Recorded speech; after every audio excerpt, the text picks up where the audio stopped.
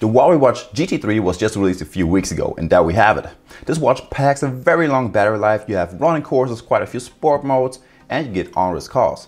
But first, my name is Leonard, you're watching the product reviewer, and that's me. So a couple of months ago, I reviewed the Huawei Watch 3, which is a little bit similar to this one. So if you want to check that one out, I will leave the link in the description below.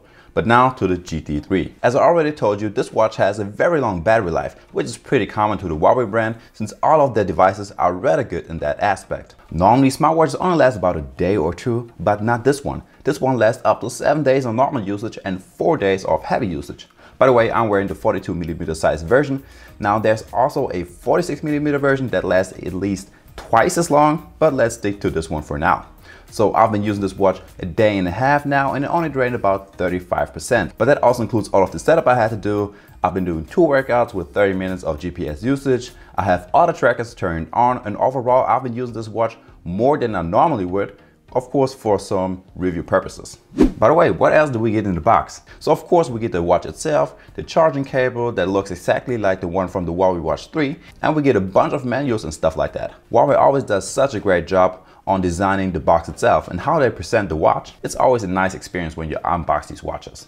Now let's take a quick look at the specs and the design. So we get a 1.32-inch AMOLED touch display, a black stainless steel watch case with either a fluid elastomer strap, leather strap, or a gold milanese strap, or however you pronounce that. It really depends on what watch style you are buying. So overall you have 5 different options to choose from.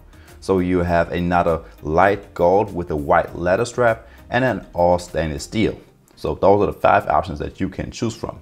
Alright, now this watch is also water resistant up to 5 ATM, so you can actually swim in the pool or in the ocean with it. You have built-in GPS, but we get to that later on in the video. And this watch has a built-in mic and a speaker. As you can see, we have 2 physical buttons on this watch. The upper main button leads you to your apps. You can scroll up and down with it, zoom in and out.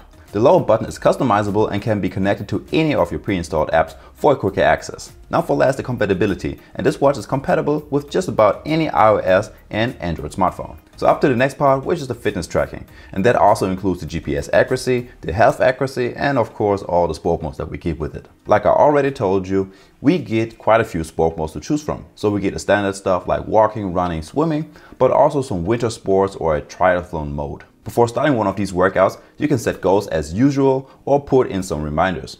After your workout, you get a big summary of every single stat like your heart rate, cadence, pace, a small GPS map, distance, time, steps, and a whole lot more. So that's quite awesome. Now speaking of the GPS map, the built-in GPS of this watch works rather well. Like most smartwatches, the GPS is not 100% accurate, but a lot better than most of them. Now as for the accuracy of the steps, I took 1000 steps and it was only off by 4 steps. So that is very accurate as well. Now as for the heart rate accuracy, I have like a split opinion. Now on my walking workouts, it had no breakouts in either direction, not a high, not a low. So it was very consistent, but it was always a little bit more on the lower side of things. So I did a strength workout and compared it to my Garmin Venue 2, which was in all of my previous testing super accurate. And right here, the Venue 2 gave me an average heart rate of 113 beats with a high of 136. And the GT3 only gave me an average of 95 beats with a high of 133 beats. So the highs were just about the same, but like I told you, the GT3 is more on the lower side of things, so when you're working out, just keep that in mind. Now for last, let's check out some features, and you have a whole bunch of pre-installed apps. Like the skin temperature tracker, SpO2 tracker, heart rate tracker, and a stress tracker, which all track 24 hours a day.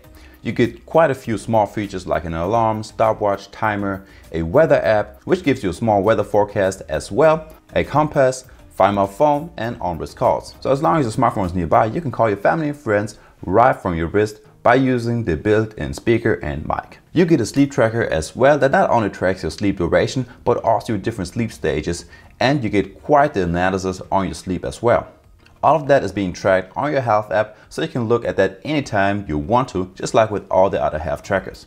Over here you can also customize some quick answers whenever you receive notifications on your watch, like from WhatsApp, and you want to quickly reply to them. I mean, you cannot write your own text, but quick answers is a good start.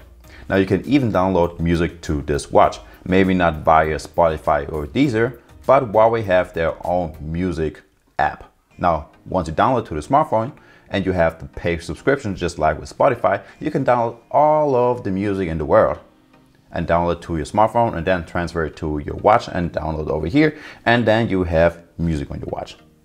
It's a little bit more complicated, but once you get the hang of it, it's pretty easy. In the app, you can also customize from which app you get notifications, so you can deselect the one you don't need and only activate the important ones. And folks, that's basically it. I mean, you can swipe left and right on your watch to get through your different tiles, up and down to get to your quick panel and notifications, and if you long press the home screen, you can select some new watch faces. So you actually have quite a few to choose from, starting from some simple analog ones, watch faces with a bunch of metrics, classy ones, and you can even download a bunch of more from the App Store in the Health app. For some you have to pay, but there are also a whole lot of watch faces for free. Just scroll your way through and I bet you will find the perfect one for you. Now last, 3 quick tips for you guys. The always in display mode is not turned on by default, so you have to activate that one in the watch face setting first. Just keep in mind that this one will kill your battery life a lot faster.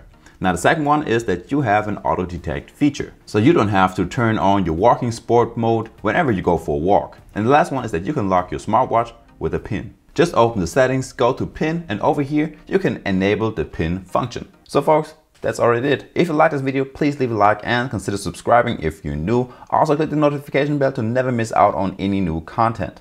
And with that being said, see you next time. Peace.